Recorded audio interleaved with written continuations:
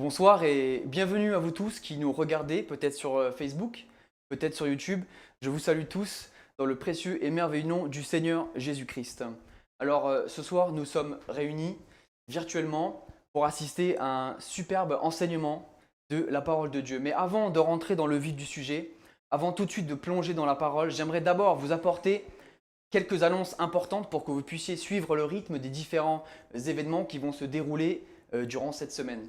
Alors tout d'abord, je tiens à vous préciser de vous rappeler la chaîne de prière qui se déroulera demain à partir de 6 h du matin jusqu'à vendredi 6 h du matin. N'oubliez pas de vous inscrire sur Doodle. Probablement que le pasteur vous a déjà envoyé le lien correspondant pour vous inscrire, mais si ce n'est pas fait, n'hésitez pas à vous inscrire pour que nous soyons tous unis dans la prière et que nous puissions voir qui prie en même temps que nous afin que ça puisse nous fortifier. Ça, c'est pour jeudi. Ensuite, vendredi, je vous invite à vous connecter sur Facebook et sur YouTube pour suivre la chronique biblique, votre saison biblique concernant la parole de Dieu, qui se déroulera donc vendredi soir à 20 h. Ne manquez pas ce rendez-vous. Pour la suite, nous nous donnons rendez-vous dimanche à 10 h pour le live, pour la prédication du dimanche matin. Soyez au rendez-vous sur Facebook et sur YouTube. Et la semaine d'après, nous aurons le prochain mercredi un autre encouragement qui se déroulera à 19 h en live sur Facebook et sur YouTube. N'oubliez pas chacun de ces rendez-vous, n'hésitez pas à les noter, mais nous ferons tout le nécessaire pour vous les rappeler durant cette semaine. Je vous encourage donc à prendre des notes, à vous rappeler, vous mettre des petits rappels durant cette semaine et je vous dis donc à ces prochains événements. Pour ce soir, je vous invite à probablement vous lever, à commencer peut-être à adorer le Seigneur, à le louer, parce que nous avons l'honneur d'accueillir la famille Laco qui nous vient d'Amiens et qui va chanter des louanges à la gloire du Seigneur pour nous ce soir. Suivra ensuite bien sûr l'encouragement de notre bien-aimé pasteur Daniel Laco. J'aimerais du coup vous inviter à louer le Seigneur avec moi. Je vais le faire avec toute l'équipe et tout ce qui est connecté. Faites-nous savoir combien vous voulez louer le Seigneur ce soir et combien vous êtes heureux de ressentir sa présence. Je vous souhaite donc une bonne louange et je vous dis à bientôt.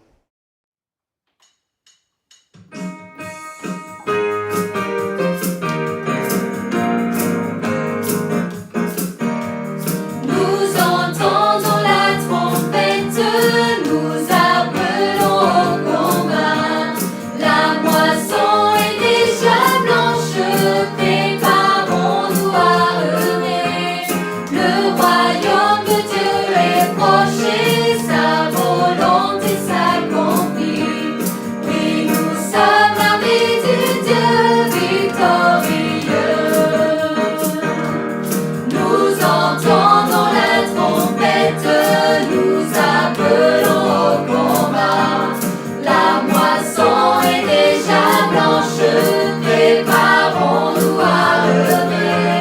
Le royaume de Dieu est proche et sa volonté s'accomplit. Oui, nous sommes l'armée du Dieu victorieux. Autrefois nous marchions sans force, la crainte nous emparons.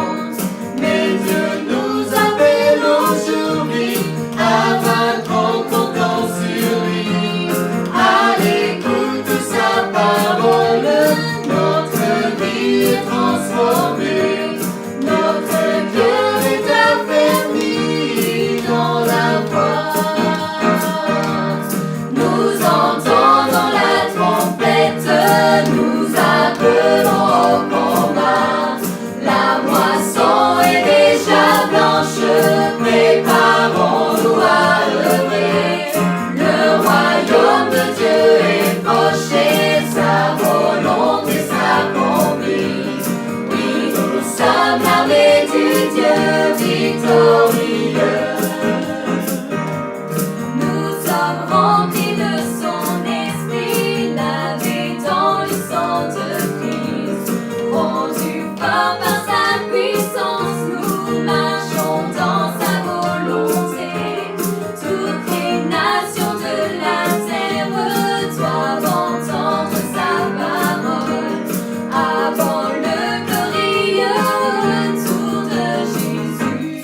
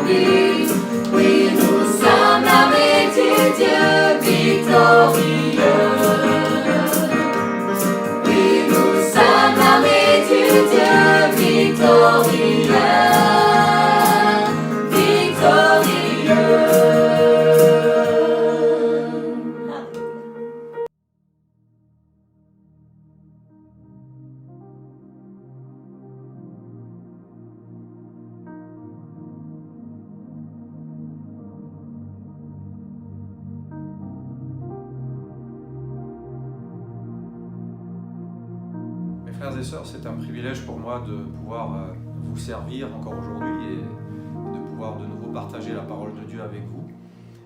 Que le Seigneur nous bénisse au travers de ce que le Seigneur a à nous dire aujourd'hui.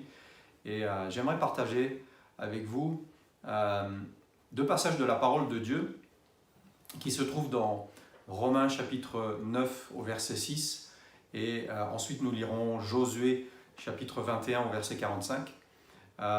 Et le thème de mon message aujourd'hui, c'est l'effet de la puissance de Dieu dans ta vie.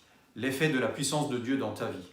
Amen. Et avant que nous lisions ces écritures, j'aimerais bien sûr honorer le pasteur Paul Majling ainsi que son épouse, la sœur Mélissa, dans l'église de Bordeaux, et transmettre toutes les salutations aussi des chrétiens ici à Amiens et de notre famille.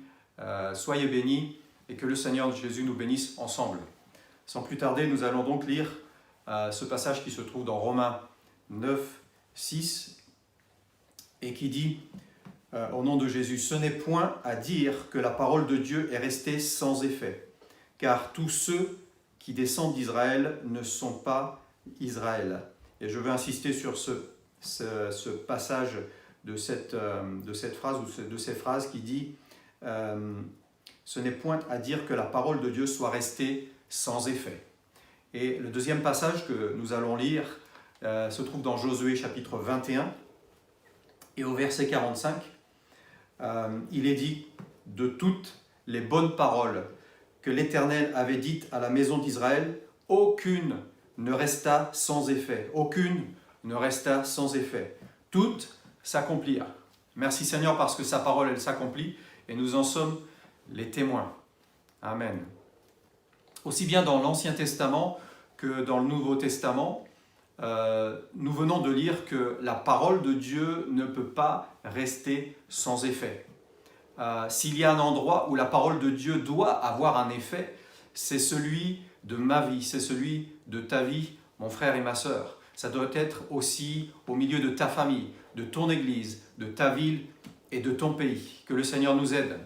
Quand le Seigneur parle, quelque chose doit se passer.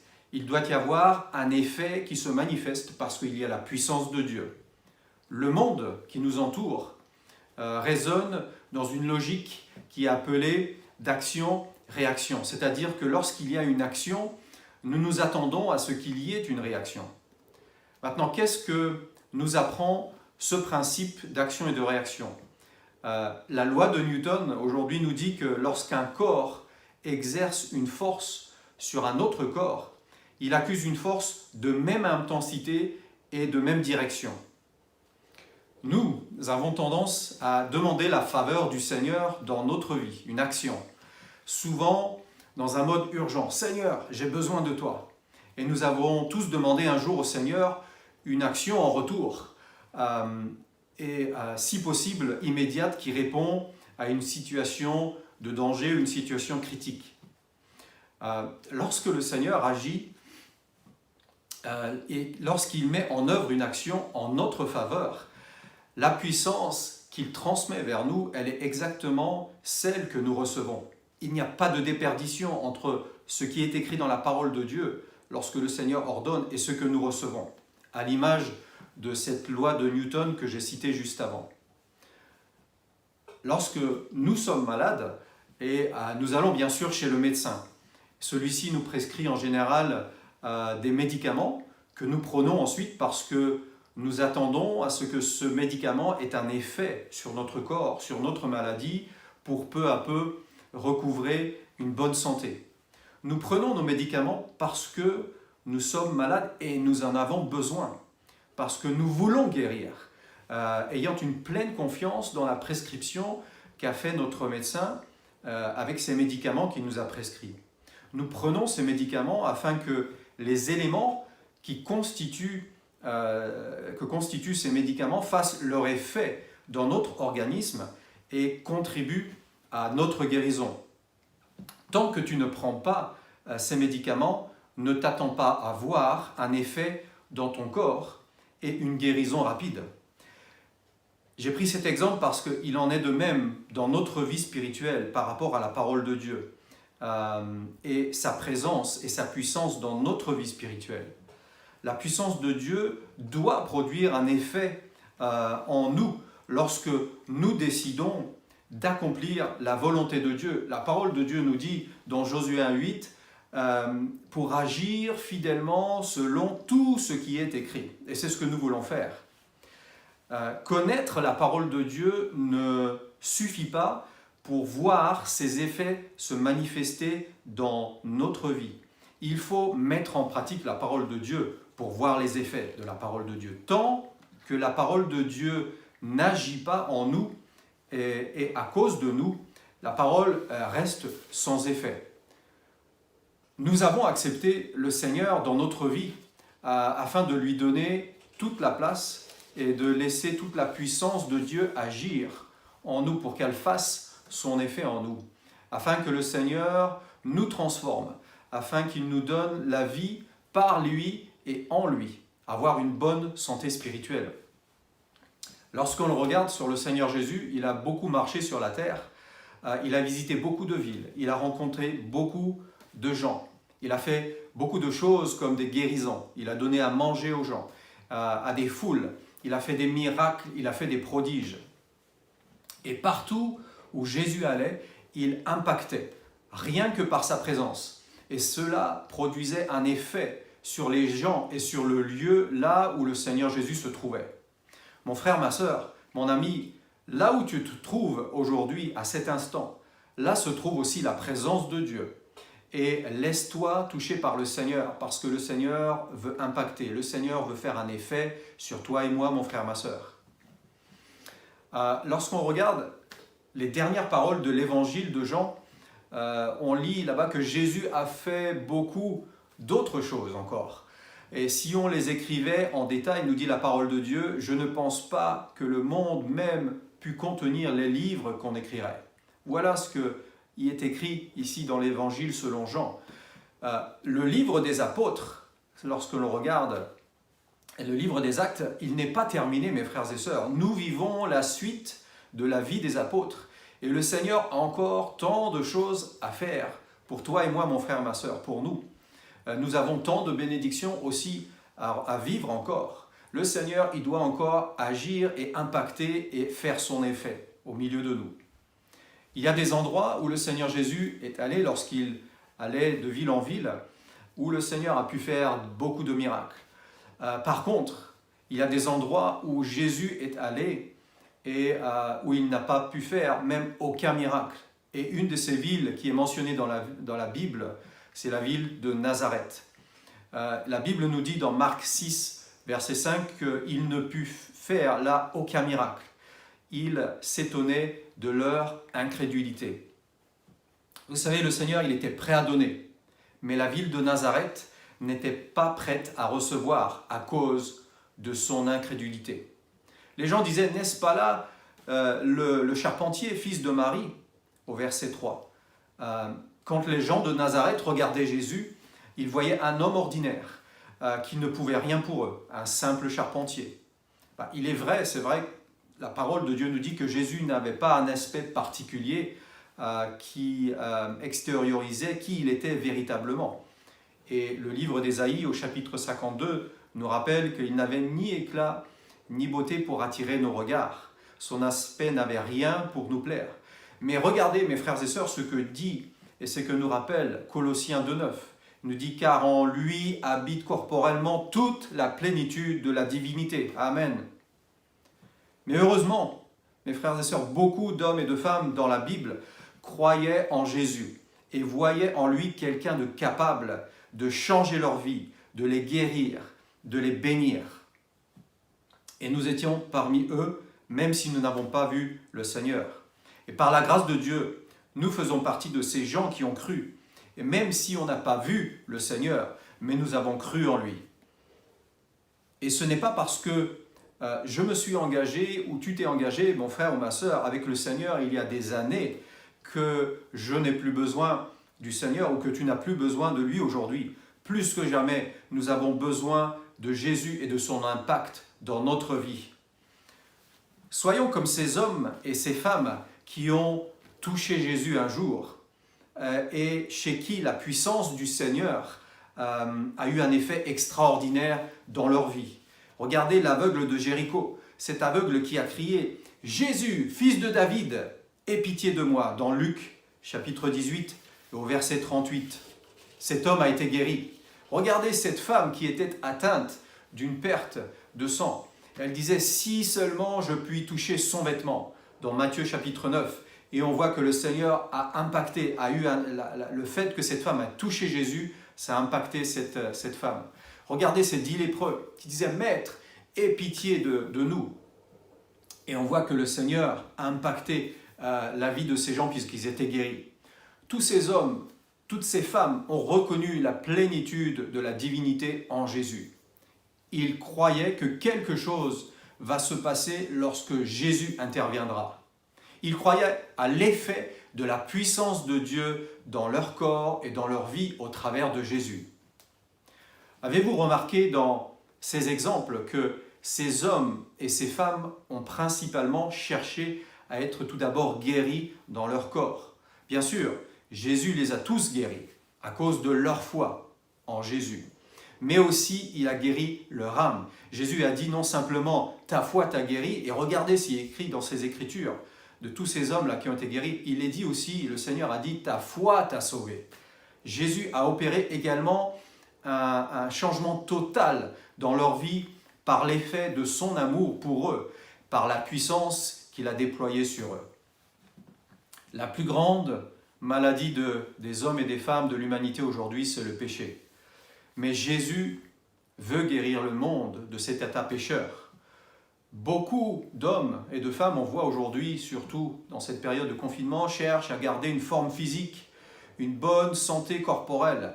Mais vous savez quoi, seulement peu cherchent à être guéris de la maladie du péché et ils préfèrent rester esclaves du péché. Mais merci Seigneur parce que par son sacrifice, par son sang qui a été versé pour nous, qui a eu un effet d'effacer nos péchés, cela nous a justifiés. 1 Jean chapitre 1 verset 7 nous dit « Le sang de Jésus son Fils nous purifie de tout péché. » Amen. Personne ne peut te guérir de tes péchés sinon le sang de Jésus. Lui, le Seigneur qui a été cloué sur la croix. Quel est l'effet du sang de Jésus dans ta vie? Et je veux dire, comme nous le rappelle Ecclésiaste 9.8, que nous devons veiller à ce que nos vêtements soient toujours blancs et que notre huile ne manque pas sur notre tête. Amen. Mes frères, mes sœurs, gardons toujours notre robe blanche lavée par le sang de Jésus. Le sang de Jésus doit avoir un effet dans notre vie. Amen. Le jour de la Pentecôte, lorsque le Saint-Esprit a été déversé sur la parole de Dieu, nous dit qu'ils étaient environ 120 réunis dans la chambre haute. La Bible nous dit qu'il y a eu un grand bruit comme celui d'un vent impétueux.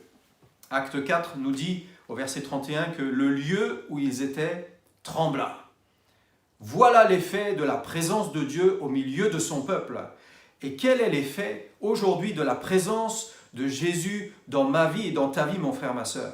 Est-ce que les murs de notre cœur tremblent dans la présence de Dieu parce qu'ils sont dans la joie, parce que nous avons la puissance de Dieu qui vient sur nous comme dans cette chambre haute? Aujourd'hui, là où tu es, c'est une chambre haute. Oh, que l'effet de la puissance de Dieu puisse aussi faire ce qu'elle a fait le jour de la Pentecôte. Dans Acte 4, on voit ici qu'il est aussi mentionné qu'ils furent tous remplis du Saint-Esprit. Tous, pas quelques-uns, mais il est dit tous, 100% de ceux qui étaient réunis. Voilà aussi l'effet de la puissance de Dieu sur son peuple. L'effet est total et sans égal. Lorsque l'on compare ce que le monde nous donne et ce que le Seigneur nous donne, il n'y a pas d'égal. Regardez un petit peu les produits ménagers que l'on utilise surtout en ce moment, qui sont des produits désinfectants. Regardez un petit peu les étiquettes là-bas. Il est écrit « élimine jusqu'à 99,9% des bactéries ». Mais moi je vous dis, quand Jésus agit, il agit à 100%. Quand Jésus guérit, il guérit à 100%. Quand Jésus efface tes péchés, il efface 100% de tes péchés. Amen. Merci Seigneur. Et quel est l'effet aujourd'hui de la puissance de Jésus dans ta vie? Si Jésus a pris nos maladies, alors nous devons être guéris. C'est Jésus a envoyé son Saint-Esprit. Alors nous devons recevoir le Saint-Esprit. Si Jésus est mort pour nous et ressuscité, alors nous devons être sauvés. Lorsque le Seigneur agit en nous, il y a quelque chose qui doit se passer, qui se passe. C'est visible, ça se voit.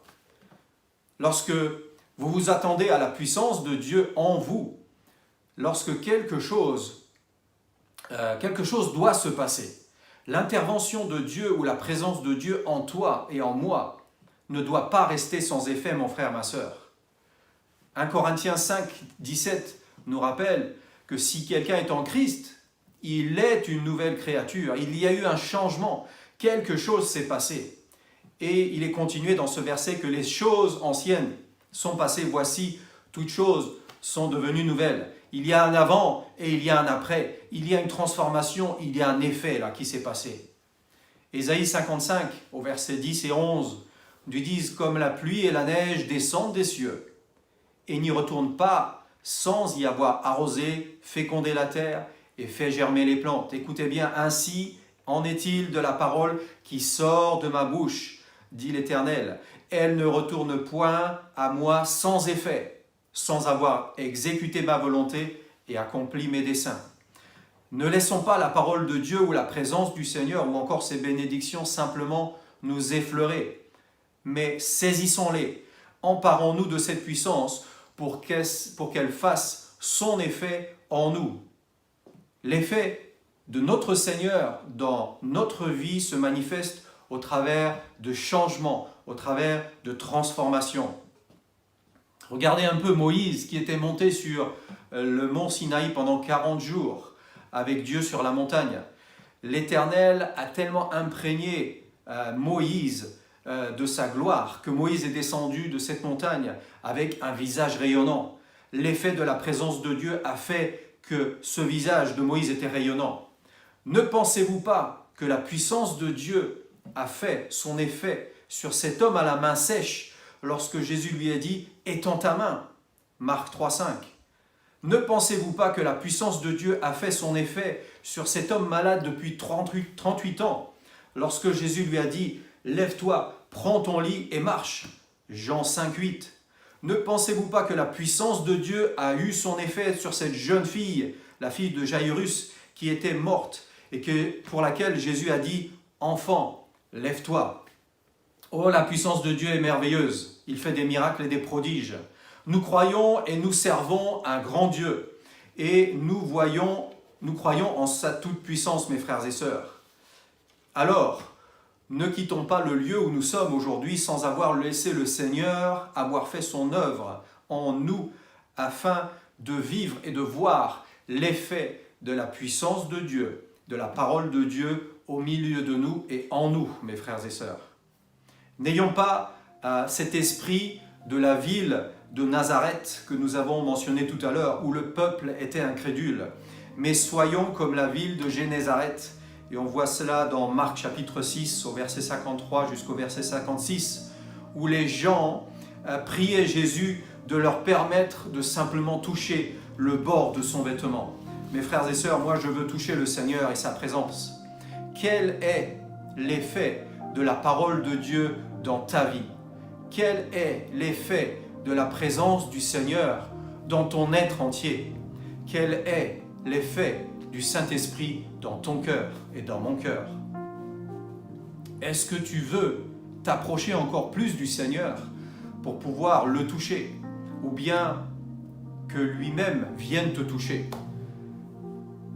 Sois celui ou celle par lequel le Seigneur agit, mon frère, ma sœur, afin que l'effet de la puissance de Dieu se manifeste dans ta vie et dans ma vie pour la gloire du Seigneur. Ne laissons pas le Seigneur ou ne laissons pas la parole de Dieu être prêchée sans qu'elle produise un effet en nous. Je prie que la parole de Dieu ne reste pas sans effet ni en toi ni en moi. Quelque chose doit se passer si Jésus est en toi, si Jésus est au milieu de nous. Nous devons vivre un temps de miracles et de prodiges qui sont les effets de la puissance de Dieu au milieu de nous et en nous, et vivre l'accomplissement de ces innombrables promesses qui ont été données dans la parole de Dieu pour nous. Soyez tous bénis, mes frères et sœurs. Soyez tous des témoignages vivants de l'œuvre agissante du Seigneur en vous, afin de voir et de vivre l'effet de la puissance de Dieu dans chacune de nos vies. Que la parole de Dieu ne reste pas sans effet dans nos vies. Soyez bénis. Alléluia.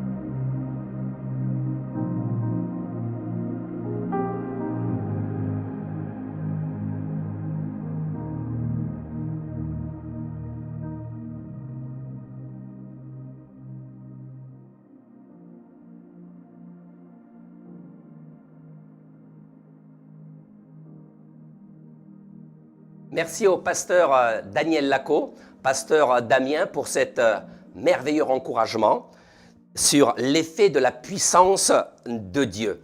Saisissons-nous ce soir, frères et sœurs et amis, vous tous qui êtes connectés, des promesses de Dieu que nous trouvons dans la parole, dans sa parole. Et comme l'écriture a été utilisée, comme la pluie et la neige descendent des cieux et n'y retournent pas, sans avoir arrosé, fécondé la terre et fait germer les plantes, sans avoir donné de la semence au semeur et du pain à celui qui mange, ainsi en est-il de ma parole, c'est-à-dire sa parole qui sort de sa bouche. Elle ne retourne point à lui sans avoir accompli ses desseins.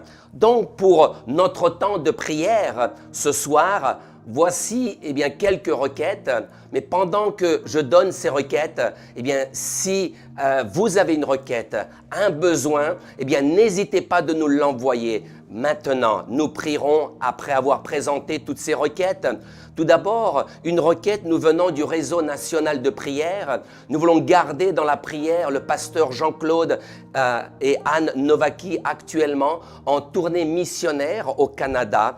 Et la sœur Anne Novaki est malheureusement tombée le week-end passé et s'est fracturé l'épaule droite. Donc, prions pour elle. Et tous les deux ont besoin de l'intervention de Dieu pour un prompt et complet rétablissement dans leur corps afin qu'ils puissent nous revenir en France et continuer leur mission. Un deuxième besoin, si je peux le dire ainsi, prions pour tous nos bien-aimés dans la souffrance ou dans une tristesse quelconque, dans une épreuve ou une difficulté. J'aimerais mentionner ma fille, Marina, que vous connaissez tous très bien. Elle traverse un moment difficile dans sa santé. Elle a subi 2 interventions chirurgicales. Gardons-la dans la prière. Et prions, Seigneur, aide-nous à relever tous les défis, notamment en cette période si difficile pour nous tous. Demandons au Seigneur sa protection sur nos enfants qui sont à l'école, sur nos jeunes au lycée, au collège, à l'université et dans tous ces endroits d'études. Prions également pour les autorités gouvernementales, qu'ils aient la sagesse dans toutes les décisions qu'ils ont à prendre en cette période si compliquée. J'aimerais également vous présenter et demander la prière, toujours dans le projet Nouvelle Église, les différents rendez-vous avec les acteurs concernés dans ce projet, que le Seigneur donne à votre pasteur la sagesse dans toutes les décisions. Donc j'aimerais que nous puissions prier un moment de suite là, pendant que vous envoyez vos requêtes et que nous prierons après. Prions pour ces besoins que je viens d'énumérer. Seigneur notre Dieu, toi qui es au contrôle de toutes choses, et nous venons d'être encouragés par ton serviteur à avoir confiance en ta puissance, la puissance de ta parole. Seigneur notre Dieu, tu nous as fait des promesses en ta parole et nous voulons y croire de tout notre cœur, que tu es fidèle dans l'accomplissement de tes promesses. Nous voulons te présenter, Seigneur, tous ceux qui souffrent, oh notre Dieu, notamment le pasteur Jean-Claude Novaki et son épouse dans cette épreuve. Fortifie-les, encourage-les, Seigneur. Marina aussi, pose ta main sur elle, relève-la, Jésus. Alléluia. Et tous ceux qui souffrent peut-être dans leur corps alors qu'ils envoient leurs requêtes et que nous prierons et nous te les présenterons d'ici peu, Seigneur. Je te demande aussi que tu aides tous ceux qui nous gouvernent, tous ceux qui sont en autorité, ici en Aquitaine, mais aussi en France, en cette période de pandémie. Seigneur, une situation si difficile et compliquée, et certainement des décisions importantes à prendre par nos autorités. Donne-leur toute la sagesse dont ils auront besoin. Oh Père Céleste, aide également toutes nos églises, tous les pasteurs, fortifie-les, encourage-les, Seigneur. Aide-les à prendre les bonnes décisions afin de pouvoir continuer dans l'action à laquelle, tu nous appelles en tant qu'Église, en tant qu'Assemblée. Nous avons confiance en toi. Nous savons, Seigneur, que nous t'appartenons. Nous sommes ton peuple et le troupeau de ton pâturage. Et nous te remercions d'avance pour tout ce que tu feras. Au nom de Jésus, merci Seigneur. Alléluia. Merci Seigneur. Amen.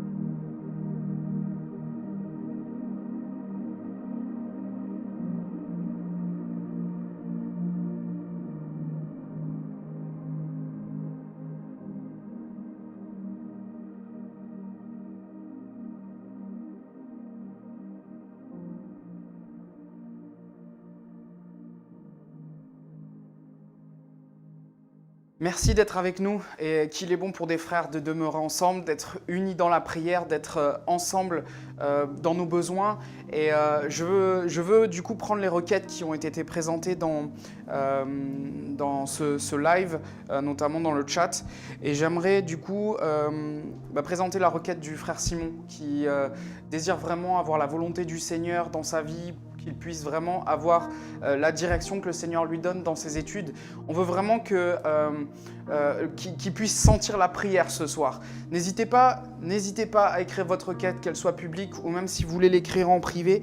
Nous voulons vraiment prier ensemble et être unis. C'est vraiment le moment de pouvoir partager. Donc je vois que la sœur Larissa demande la prière pour que le Seigneur ouvre les portes pour un logement pour eux.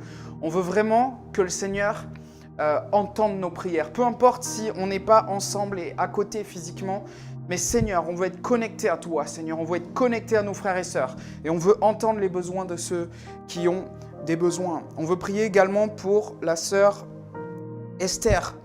La sœur Esther Perrion, Michanol Perrion, pour sa situation dans laquelle elle est. Peut-être c'est une requête. Ah non, elle a une IRM à faire mardi 24 novembre. Donc on veut prier pour la sœur Esther. Amen.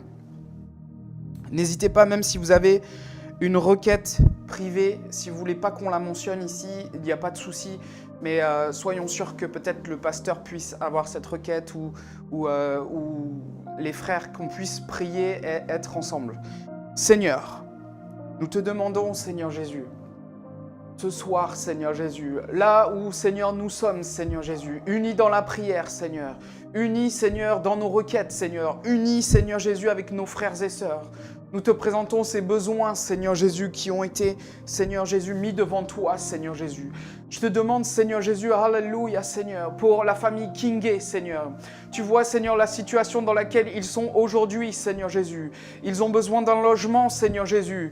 Nous avons, Seigneur Jésus, demandé, mais Seigneur, nous persévérons, Seigneur, dans nos prières, Seigneur. Vois leur cœur, ouvre les portes, Seigneur, nous te le demandons, Seigneur Jésus. Fais ta volonté, Seigneur, complète dans leur vie, Seigneur Jésus. Mais tu vois le besoin dans lequel ils sont, Seigneur Jésus. Alléluia, bénis-les, Seigneur Jésus, par un logement, Seigneur, peut-être qu'ils n'attendent pas, Seigneur Jésus. Mon Dieu, fais au-delà, Seigneur, même de notre espérance, Seigneur, et de nos demandes, Seigneur Jésus. Alléluia, mais nous savons que tu vas prendre soin, Seigneur, de tes enfants, Seigneur Jésus. Mon Dieu, Seigneur, que, Seigneur, cette famille ne regarde pas des regards inquiets, Seigneur, qu'il n'ait pas, Seigneur Jésus, le moindre doute, Seigneur. Tu vas ouvrir, Seigneur Jésus, les portes, Seigneur Jésus. Nous le croyons, Seigneur Jésus. Alléluia, nous te présentons, Seigneur, la sœur Esther, Seigneur, également, Seigneur, qui doit passer une IRM, Seigneur. Seigneur, par rapport à sa santé, Seigneur Jésus, mon Dieu, qu'il n'y ait aucune peur, Seigneur, aucune crainte, Seigneur Jésus, mais qu'elle puisse être, Seigneur Jésus, entourée, Seigneur, par nos prières, Seigneur. Soutiens notre sœur, Seigneur Jésus, soutiens son mari, Seigneur Jésus.